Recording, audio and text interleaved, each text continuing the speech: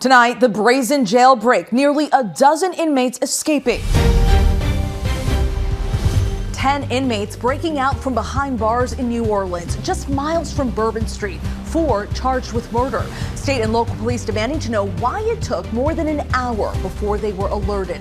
And we're getting photos of how they escaped. The dangerous tornado threat at this hour, 90 million on alert. Nearly a dozen reported in the last 24 hours. Lee Goldberg timing it out.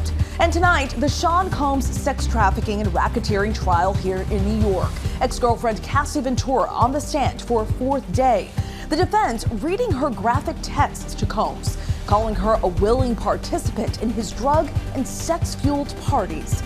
Tonight, a mother's unrelenting crusade to find justice after her 21-year-old daughter is fatally stabbed in the hallway outside her apartment. It's a preview of a special 2020. You were one of the first responders here. Yes, ma'am. What do you remember about Jonna Berry? What kind of shape was she in?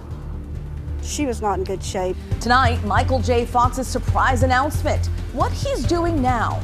Italy is world-renowned for its rich culture, stunning landscapes, and of course, its delicious food. Stanley Tucci is here to give us the mouth-watering details about his new show, Tucci in Italy. When people think about Italy, they think about food. It's the first thing they think about, and there's a reason for that. Italian food is extraordinary. But one of the things that I wanted to show is that Italian food is much more complex than we think it is. And legend Spike Lee joins us to talk about his newest project and how he's hoping his Knicks go all the way. What can you see the team going all the way this season? Is it Pope Catholic? From ABC News World Headquarters in New York, this is Prime with Linsey Davis. Good evening, everyone. I'm Stephanie Ramos in for Linsey Davis. Thank you so much for streaming with us. We begin with that shocking jailbreak in New Orleans. 10 inmates missing early this morning, some charged with murder. Their brazen escape sparking a panicked citywide manhunt. All of the inmates considered armed and dangerous. Authorities say they escaped shortly after midnight and then were on the run all night long until prison officials noticed them missing during a morning head count. Their escape route, a toilet that when moved revealed a way out to the outside world. The inmates taunting authorities, writing "too easy" on the wall. Those authorities concerned they may have received outside help. Authorities have located at least one of the missing 10 inmates outside a famed hotel in New Orleans' French Quarter. And late word just in that the FBI is now assisting local law enforcement in the search. For more on that, here's ABC's Mireya Villarreal. Tonight, these stunning images from inside a New Orleans jail cell where 10 inmates, some charged with murder, escaped, sparking an urgent citywide manhunt.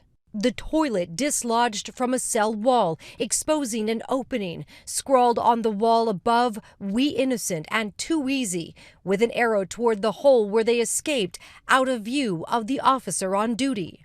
Authorities say it happened just after midnight when the inmates broke a lock on a cell door. They were still able to exit the jail about 1:01 a.m.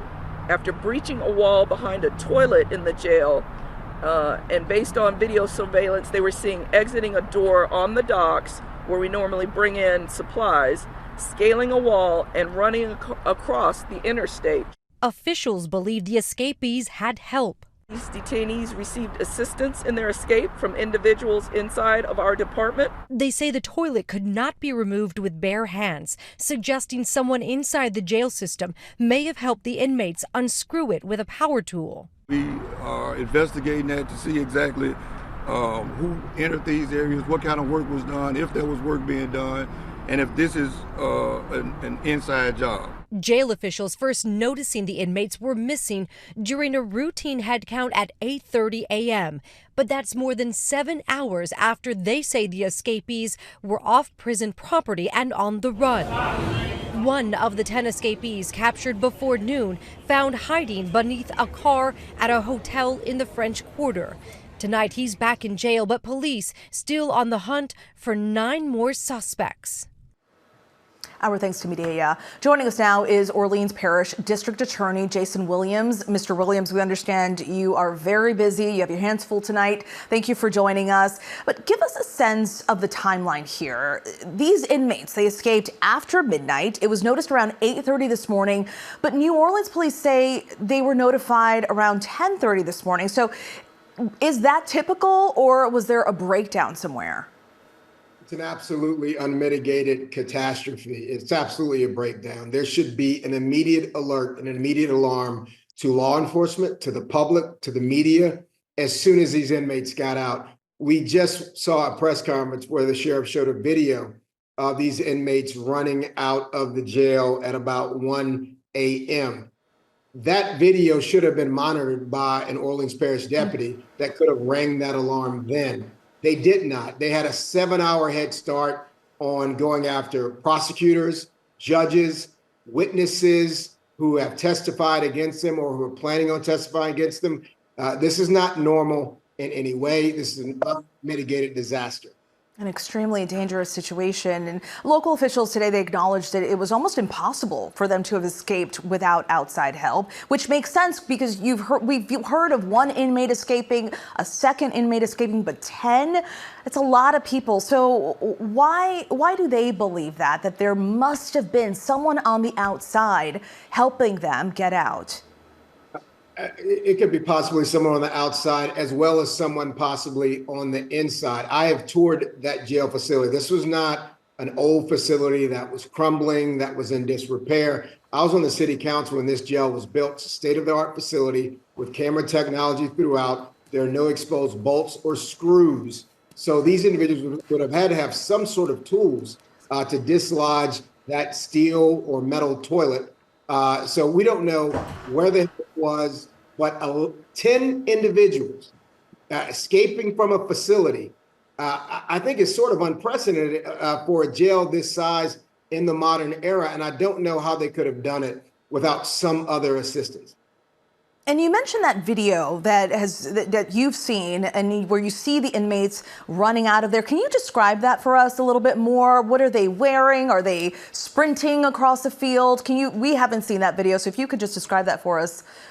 Sure. So the video shows these individuals pulling, yanking on a gate or a door to make good their escape after they had gone through the hole behind the toilet that you just showed. And then it showed a stream of inmates running out of the stairs of the jail facility. And I just received another security camera from personal friends who observed 3 of these individuals on security cameras walking down their alleyway at about 2 a.m. It's alarming. We came into work today. I prosecuted one of these people and put him in jail for the rest of his life. And myself and my lawyers, we came into work today. We're a rock's throw away from this jail, and we didn't receive any notice from the jail about this jailbreak. I heard about it from the local media. So there's breakdown after breakdown coming from this. Many breakdowns in this process. Who would you say is to blame here? Well, look, if something happens in my office, whether I knew about it, whether I saw it, the buck always has to stop with the principal. But this is not going to just be resolved today or be resolved on TV. There's going to have to be a grand jury inquiry about who knew what and when it was shared with the public. And what inmates, what deputies knew. There's cameras that observed them leaving.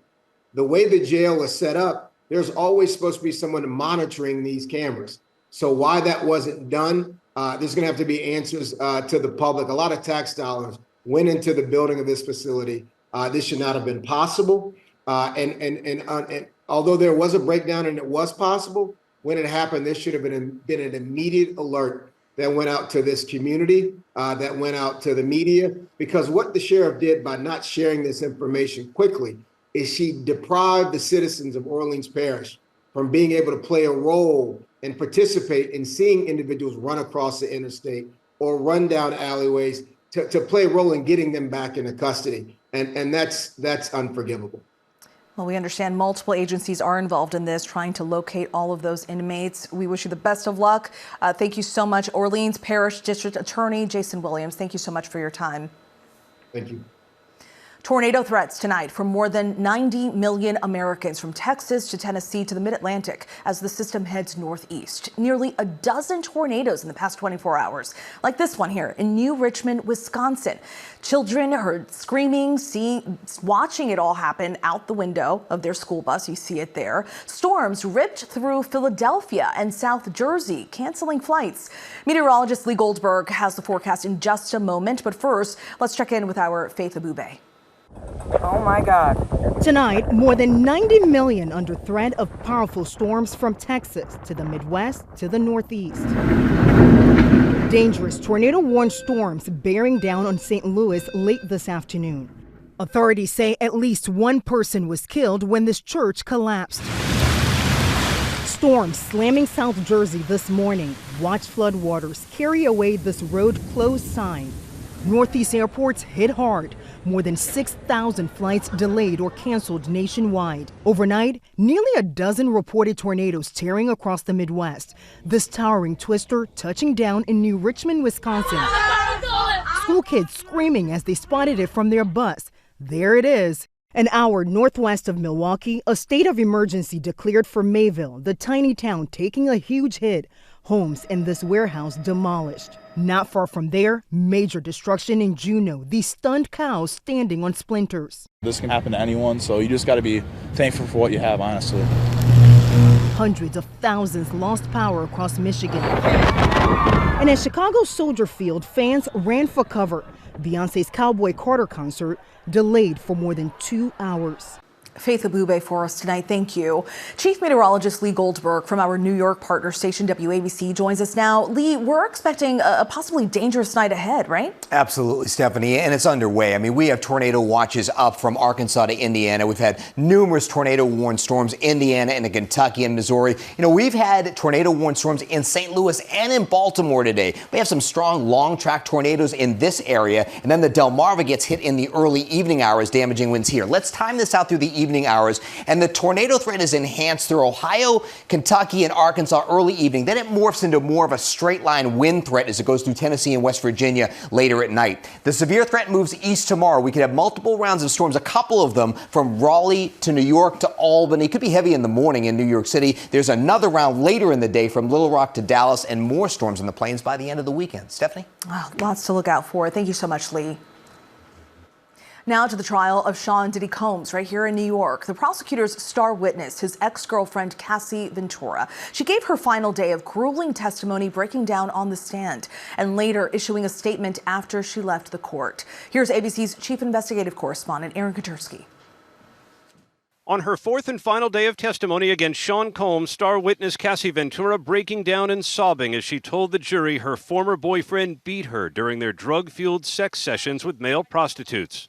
Ventura testifying it left her feeling worthless, just like dirt, that I didn't matter to him, like I was nothing. Asked if she would return the $20 million she'd received in a civil settlement with Combs, Ventura told the jury, I'd give that money back if I never had to do freak-offs. The emotional testimony coming after defense attorneys suggested Combs did not coerce Ventura because she willingly indulged his sexual fantasies. They confronted her with her own text messages. In one, Ventura texted Combs, freak off with a girl. You were suggesting a freak-off with a girl, a defense attorney asked. That's what I was suggesting, Ventura answered. But later, Ventura testified being with Combs meant she was basically a sex worker, though she also said, I have love for the past and what it was. Combs at times shaking his head. Ventura, whose days from giving birth, left the witness stand without looking at him. Her lawyer reading a statement on her behalf. I hope that my testimony has given strength and a voice to other survivors and can help others who have suffered to speak up and also heal from abuse and fear. Our thanks to Aaron Katursky. We want to bring in attorney and ABC News contributor Bernarda Villalona, who was in court today. Bernarda, it's been an intense week for the star witness, Cassie Ventura, but also for yourself and everybody else who's covering this trial. So how impactful would you say Cassie's testimony was today, her last day on the stand? Well, I think the jury probably was looking at it like, finally, she's off the stand. You have to think this petite woman who is 8.5 months pregnant. I mean, at times she will rub her belly, take deep breaths. We started with her testimony on Tuesday, and she definitely started off as being nervous because you could tell she would take deep breaths, and taking all the way till Friday, talking about the most intimate moments and moments that she's not proud of, and moments where she was physically abused as well as sexually abused. And as Aaron stated, when she said that she was basically a sex worker, literally, that was like a mic drop moment inside that courtroom. And also in Aaron's piece, we heard that the settlement was brought up, the $20 million settlement, and we know that the defense tried to argue Ventura was motivated by money. So, but then prosecutors tried to clear that up. Which argument do you think resonated the most with the jury? I think ultimately when the prosecutors do their closing arguments at the end of this case and they're able to argue what this settlement has to do with this case, which pretty much at this point is nothing because the case has been settled, so she's not getting more money by participating and testifying at trial because that case is settled and she already has those $20 million. And what was brought up that there was another lawsuit, but this has to deal with the Intercontinental Hotel, and that settlement has already taken place. So in terms of her cooperation and testifying at trial, it's going to have little to no motivation, especially since Cassie yesterday testified. I think it was yesterday or the day before, because it's been complete madness this whole week. It's a lot. She testified how we even got to that civil lawsuit, how she put a book together, a memoir, a journal, as she was in rehab and thinking about what she went through, getting therapy for all the mental and physical abuse, but also for the drug addiction. And that's how we ended up with the book, where we ended up with the threatening to file a lawsuit, where we get to the settlement 24 hours later. That's right. And there was another witness that was called to the stand today, a former member of the group Danity Kane, that was put together by Combs. So what were prosecutors trying to get at here by bringing, I believe, what was her name, Dawn to the stand? Yes. So with her testifying, now we have another witness to come in and testify as to what she saw, how she saw that Sean Combs actually assaulted Cassie Ventura. So we're not just hearing it from the voice and the mouth of Cassie Ventura, and not only just from the videotape from 2016 from the Intercontinental Hotel, but now we have an outsider coming in to testify about how she observed Sean Combs getting upset, where are my eggs? And all of a sudden, Sean Combs tossing a skillet at Cassie Ventura and how she was balled up on the ground, blocking her face. So many details revealed on that stand today and the last couple of days, and a lot more to cover next week. A lot more to cover. We will have you back next week. Bernarda, thank you so much for your time. Shifting gears just a bit here in the Northeast, a transit strike is crippling the commutes of hundreds of thousands of people in and out of New York City. Take a look at this. Hundreds of engineers at the New Jersey transit system walked off the job, bringing all trains to a stop. Here's ABC's Gio Benitez. Tonight, hundreds of thousands of commuters now left scrambling. It was like a total disaster. I have to connect to 3 different buses to pick up my nephew by 2:30. Roughly 450 engineers walking off the job after midnight this morning at New Jersey Transit, the 3rd largest transit system in the nation. The walkout, the state's first transit strike in more than 40 years, ending New Jersey Transit train service in New Jersey, New York, and Philadelphia. Some Metro North trains in Orange and Rockland counties also impacted. It is a slap in the face of every commuter and worker who relies on NJ Transit. And traffic is a real concern, especially for big events. We're here at Madison Square Garden. You have that playoff game tonight. And over at MetLife Stadium, you have Shakira tonight. Fans may have to find a new way to travel, maybe even for Beyonce next week. Train stations, usually bustling with riders, empty. At the center of the labor dispute, wages. They are close to 20% behind their peers off the other railroads. The union says engineers earn an average of $113,000 a year. They want that to increase to $170,000. But New Jersey Transit says their demands would ruin its budget and force it to put those costs back on consumers. It has to be fair to them, but it has to be fiscally responsible. Our thanks to Gio Benitez. The FAA has reached a decision to cut flights at Newark Liberty International Airport after those scary moments of the screens going black for air traffic controllers. The FAA will temporarily reduce flights to 28 landings and a similar number of takeoffs per hour in order to free up airspace and runway availability and to allow for more reliability. Before the recent outages, the number of landings and takeoffs per hour often exceeded 40.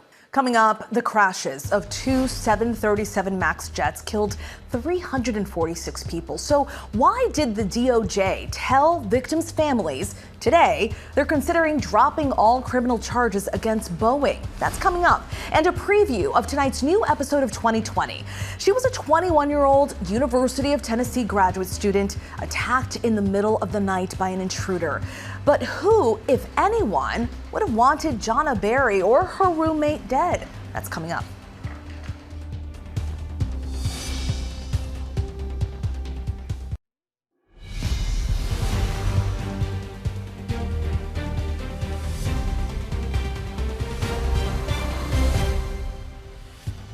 Welcome back. Tonight, we want to bring you the story of a mother's unrelenting crusade to find justice after her 21-year-old daughter is fatally stabbed in her apartment.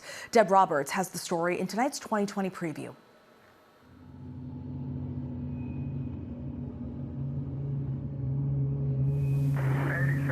I believe that's next to Warren House. I'm Officer Dinah Kidd. I work for the Knox County Sheriff's Department. It was around 4:15 a.m. on the night of December 6th.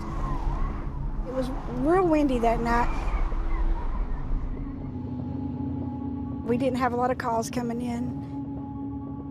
We felt like we were wrapping up our night because it was only a couple more hours till we'd get off.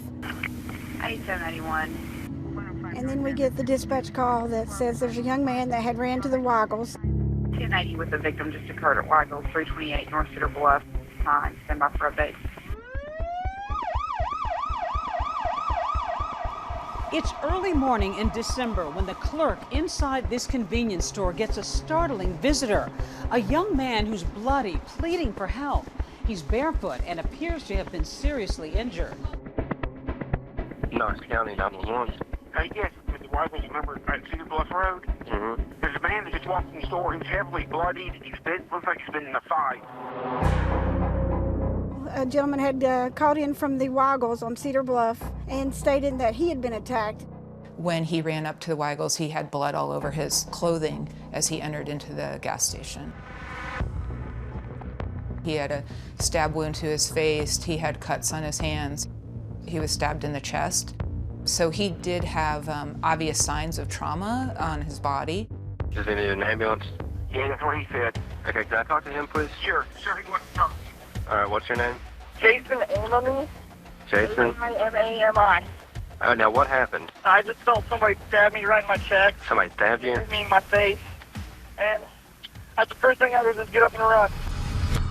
He'd heard some noise. He came outside. He came out into the hallway, and he had seen someone in the hallway, which then came to him and attacked him. He eventually got away from the attacker, and Jason had ran out the door. He had on clothing that he was sleeping in, which was just a pair of shorts. He had left so abruptly that he didn't even take time to get his glasses or his shoes before leaving the apartment. He just ran out as quickly as possible to flee and get help. And while Jason Amami tells the clerk that he was able to get away, shockingly, he says he wasn't alone in that apartment. His roommate's still in there. Apparently somebody broke into his house. Is his roommate okay? He doesn't know. Is he okay? She was screaming very loud. Now, where's your address at? Redora Road. Redora? R-H-O-D-O-R-A. R-H-O? Park Apartment.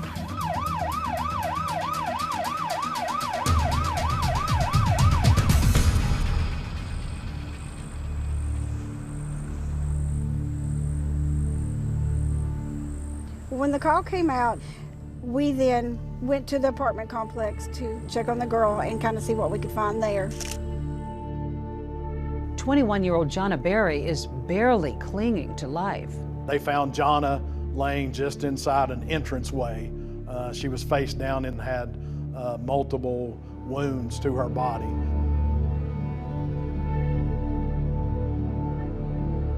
You were one of the first responders here. Yes, ma'am. What do you remember about Jonna Berry? What kind of shape was she in? She was not in good shape. As soon as you opened the door, she was laying in the corridor at the bottom of the steps. Her apartment was at the top of the steps, and she was covered in blood. That it was her hair. She's got beautiful blonde hair, and it stuck with me because at the time I thought she might have red hair because there was so much blood. Just kind of moaning, making a few sounds, but was unable to talk due to her injuries. She did have a very large wound on her neck. She also had multiple stab wounds across her body. Over 25 wounds to her body. It was very obvious that Jonna had been in a fight for her life and that it was a very violent struggle. For me, it was one of the worst crime scenes that I have been involved in since being in law enforcement.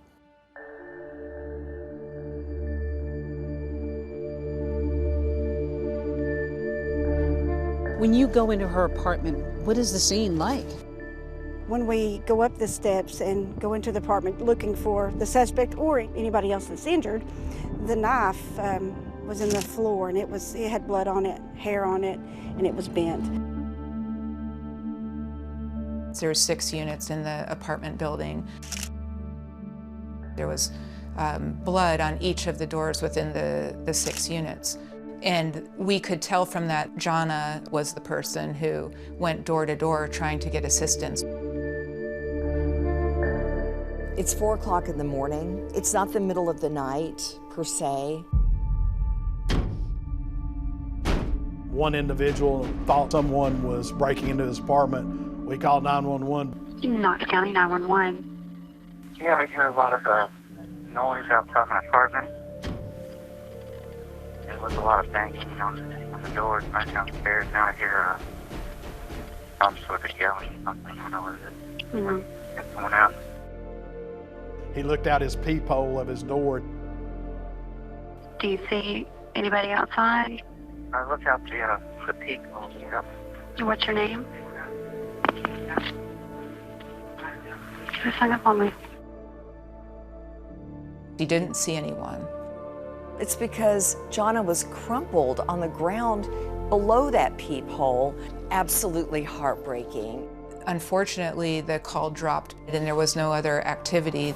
So everything we have for Brandon Park apartment. Once the residence was cleared and we noticed there's no one else injured in the apartment, we go back down the stairs. I go back to her. So I leaned down and was talking to her, asking her if she knew who done this, if she knew where they went. I was just asking her all kinds of questions, try to help us find out who done this and what had happened. She would move around a little bit, but she couldn't answer me. So by this time, I just kind of held her hand and waited on EMS to arrive.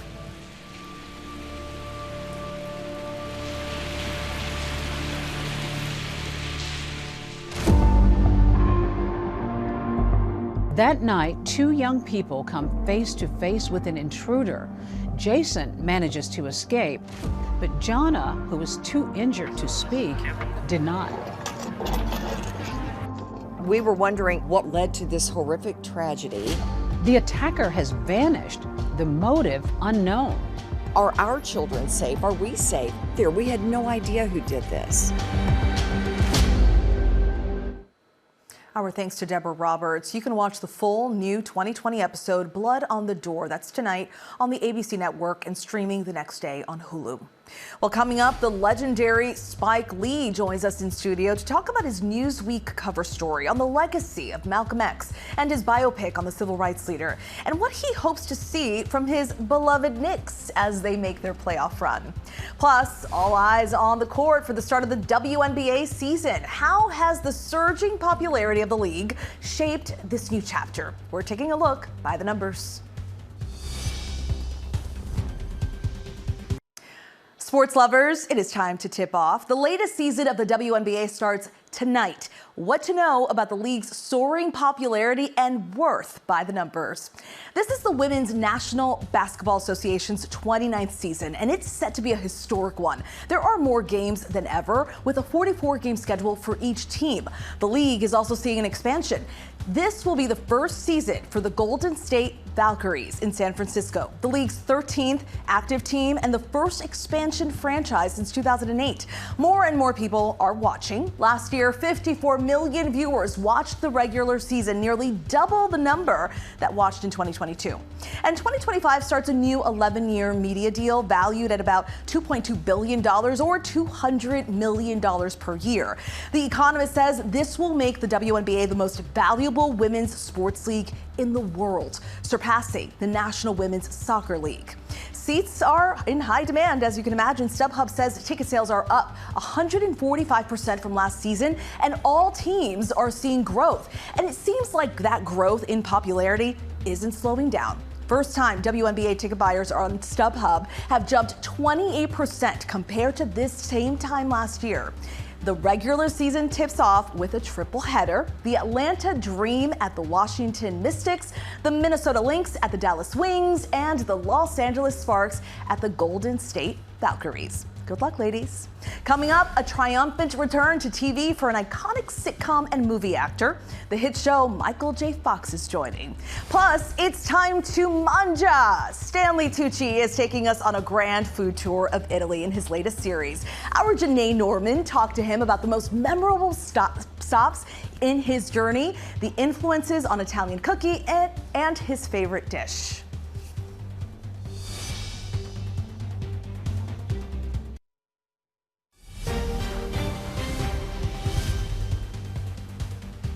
Will the government drop criminal charges against Boeing for the two crashes of their Boeing 737 MAX jets? Will government regulators allow two of America's largest cable companies to merge? And Michael J. Fox once again headed to a living room near you. These stories and more in tonight's rundown. A massive fire has completely destroyed the historic Nottoway Plantation House in Louisiana. Built in 1859, it was the largest remaining antebellum mansion in the South. The property has a painful legacy as the former home of a slave owner and his family, but had been preserved as a museum in the years following the Civil War. Louisiana fire marshals are investigating the cause of the blaze.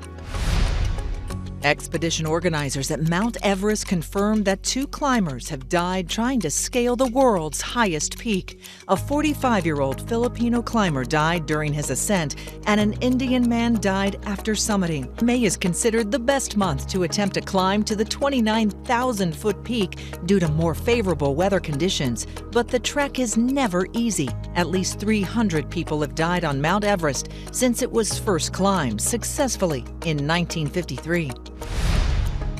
Consumer attitudes soured in May for the fourth consecutive month, even as President Trump dialed back on some tariffs. The reading came in below the level economists had expected. Shoppers' sentiment now hovers near its lowest level since a severe bout of inflation 3 years ago. The data from the University of Michigan showed retail sales have recently slowed, indicating shoppers may be pulling back as they await more possible fallout from tariffs. According to lawyers representing families of Boeing 737 MAX crash victims, the DOJ told the families this morning it intends to drop all criminal charges against the company. The two deadly crashes occurred in Ethiopia in 2019 and off the coast of Indonesia in 2018. Lawyers said they learned the DOJ might dismiss the case and substitute in a non-prosecution agreement. A DOJ spokesperson told the lawyers that the final decision has not yet been made. Cable giant Charter Communications proposed a nearly $35 billion merger to acquire rival Cox Communications. If approved, the merger would combine two of the largest cable companies operating in the U.S. The transaction still needs to be approved by shareholders and regulators. Charter's stock rose about 6% before the market opened today. Michael J. Fox is returning to television. The 5-time Emmy-winning actor will join the Apple TV Plus comedy series Shrinking, starring alongside Harrison Ford and Jason Segel. Fox's last on-screen role came in 2020 when he appeared on CBS's The Good Fight. The beloved actor has lived with Parkinson's disease since 1991 and has raised more than $2.5 billion for research through his foundation.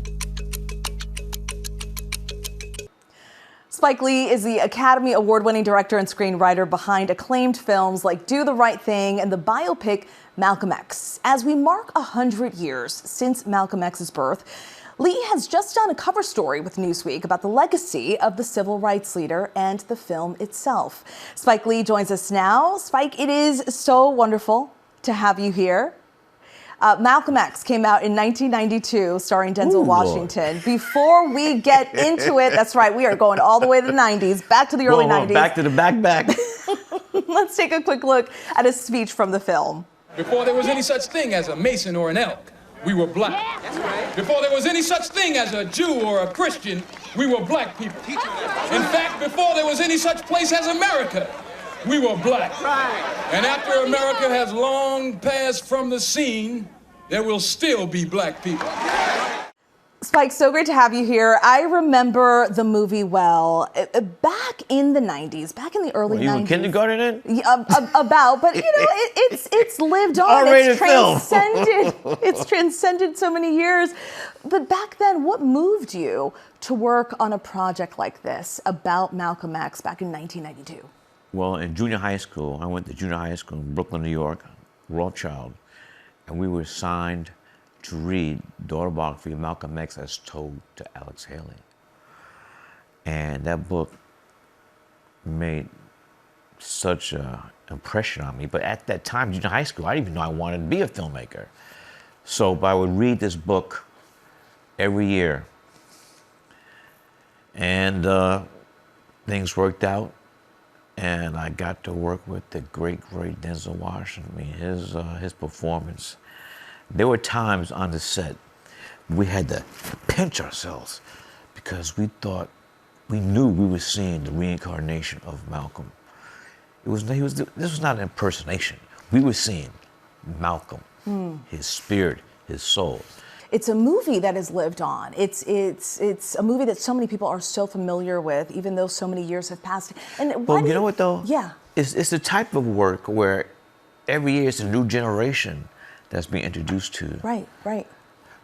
Not just the movie, but the books and just who he was as a man, as a great American. Let me say, who he was as a great American. That's right. Why do you think the life and legacy and Malcolm X's message has resonated for so many years, especially in today's climate? Because the truths he was speaking about and the evil he was speaking about is still with us today. Still applies. It's not obsolete. I mean, you go to the book, the stuff he's talking about then, it's still apparent with this now. What made you collaborate with Newsweek to open up about Malcolm X and talk about his life and legacy? Kevin is a great writer, and we're friends. We grew up in Brooklyn. And May 19th has a great significance to me. The world premiere of Do the Right Thing, May 19th, 1989. Malcolm X's 100th birthday is May 19th, 2025. And it's lined up. And I'm just happy that, May 19th, I forgot, but May 19th is going to be the world premiere of Highest to Lowest. Yes. My new film with Denzel Washington. Was just going to ask you about that. And Denzel's never been to Cannes with the film. So on May 19th, coming up, will be Malcolm X's 100th birthday. So it's all lined up. You've been able to work with Denzel on so many different projects. 5, let's do it. Five projects. Mo Better Blues, Malcolm X, He Got Game, Inside Man. Yes, Inside Man, I remember that. Denzel and I were not aware that our last time we worked together, Inside Man, was 18 years ago. We didn't know it. Well, can you tell us about this new movie that you've worked on together? And again, I always when I say this, that with no disrespect to any other actors, they're great actors. But for me, he's the greatest living actor today. And this film is not a remake, it's a reinterpretation of the great film, the great Japanese film by the great Japanese filmmaker Akira Kurosawa, about moral dilemmas, choices that people have to make with dire consequences. And it's action-packed. Really looking forward to this crime thriller. August 22nd, we open. Fantastic. Before you go, we have to ask you about your favorite team. We know you're a Knicks fan, diehard Knicks fan. What can you see the team going all the way this season? Is the Pope Catholic? Did Pope go to Villanova? Well, we got 3 guys from Villanova. I'll take that as a yes. I've said this in this interview. Things are lining up. Things are lining up. Spike Lee, thank you. Thank you for everything you've created and what you stand for. You can read Spike Lee's cover story in Newsweek that's now available at bookstores and newsstands nationwide. That was fun. Italy is world-renowned for its rich culture, right? Stunning landscapes and, of course, its delicious food. Our Janae Norman sat down with Stanley Tucci to discuss how his new National Geographic series, Tucci in Italy, captures his personal journey through it all. I'm Stanley Tucci, and I believe that the best way to understand what makes a country and its people unique is through their food. Okay, mangiamo. And this is true nowhere more than Italy. You have been to Italy many, many times. Yes. For food, it is such a connector for people. It is a way, I mean, when you're talking to someone, you want to have a meal. How did you use food to get into the culture and the heart of Italy? When people think about Italy, they think about food. It's the first thing they think about. And there's a reason for that. Italian food is extraordinary. But one of the things that I wanted to show is that Italian food is much more complex than we think it is. And I don't necessarily mean dish by dish, but I mean region by region. Because Italian cooking is actually quite simple. For the most part, there are between 5 and 10 ingredients in any given Italian dish. But those ingredients are usually of incredibly high quality, are locally grown. And when I say locally grown, what that means is each region, because Italy, the way it's seated geographically, is incredibly varied geographically. So to me, I wanted to show the complexity of Italy through the prism of food, which is the most natural way, to me, to actually explore almost any country. So what did you learn during all of this? The simplicity of Italian cooking, the complexity of it. And Italy, again, because of where it's positioned geographically, has been invaded over thousands of years by hundreds of different cultures. So it retains a lot of the vestiges of those cultures in its architecture, in its languages, its dialects, in its religion, and particularly in its food. I love that you just said the simplicity of it, but also the complexity of it. Yeah. It was Trentino Alto Adige, yeah. That was one of your favorites? Yeah. Tell me about that. I love that region because of the influence, the Germanic and Austro-Hungarian influence. My grandfather and grandmother were born in Austria because here was Austria. Even here, down in the southern valleys, the Germanic influence seems just as strong. There's a culture there that's still in existence. It's been around for thousands of years, called the Ladins. And their food is really, really interesting.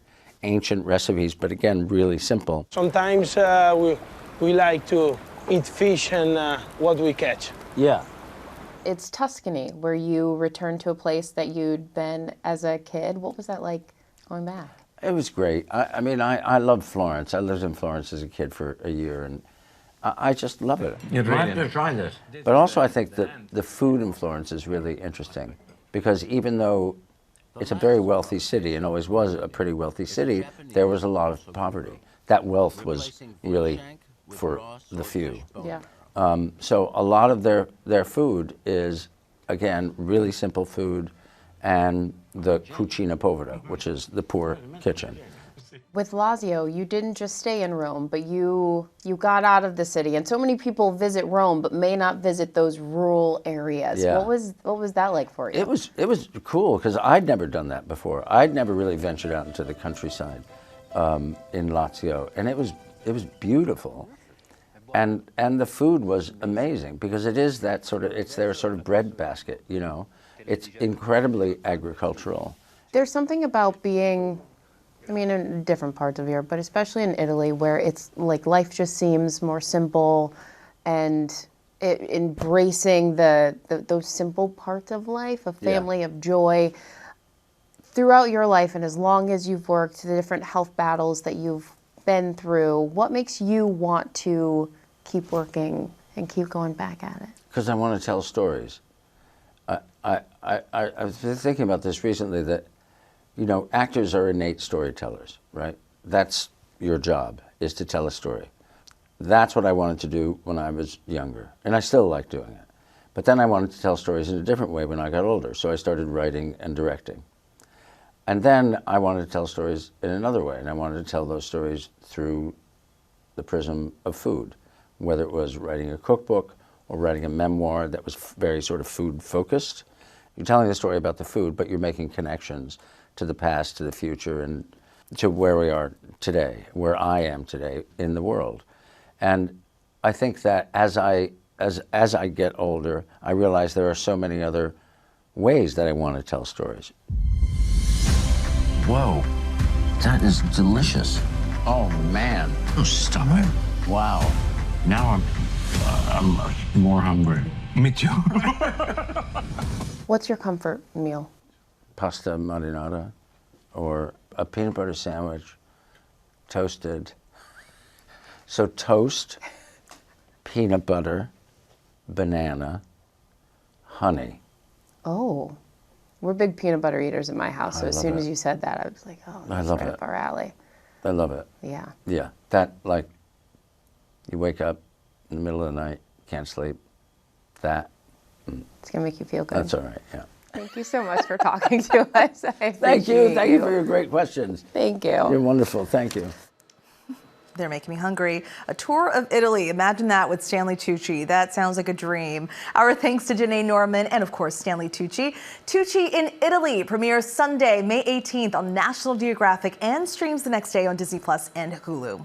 That is our show for this hour. I'm Stephanie Ramos. Stay tuned to ABC News Live for more context and analysis of the day's top stories. Thank you so much for streaming with us.